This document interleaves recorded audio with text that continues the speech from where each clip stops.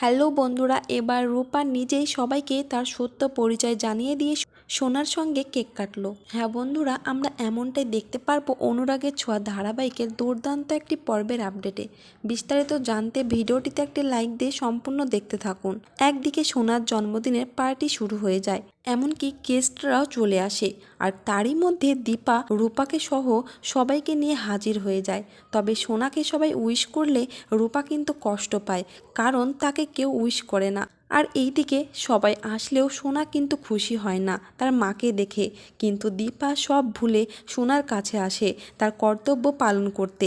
এমনকি দীপাকে আশা নিয়ে এত গেস্টের সামনে সোনা তার মাকে অপমান করতেও ছাড়ে না। তবে দীপা সব কিছু সহ্য করে সোনার কোনো কথাই কান করে না। এরপর দেখা যায় যে একটা সময় চারু সোনাকে কেক কাটতে বললে সোনা কিছুতেই কেক কাটতে চায় না, কারণ সূর্য না আসায়। আর এই নিয়ে সোনা জেদ করতে থাকে। ঠিক সেই মুহূর্তে সূর্য কেক নিয়ে হাজির হয়ে যায়।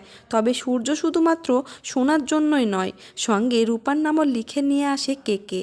আর তখনই কেকে রূপার নাম দেখতে পেয়ে সোনা পাতা মেয়ে বলে কান্না করতে থাকে। ঠিক সেই মুহূর্তেই রূপা সোনার কাছে যায়, এমনকি সোনার সঙ্গে রূপাও কেক কাটতে থাকে। তো বন্ধুরা, ভিডিওটি এই পর্যন্তই। আর পরবর্তী আপডেট পাওয়ার জন্য অবশ্যই চ্যানেলটিকে সাবস্ক্রাইব করে রাখবেন।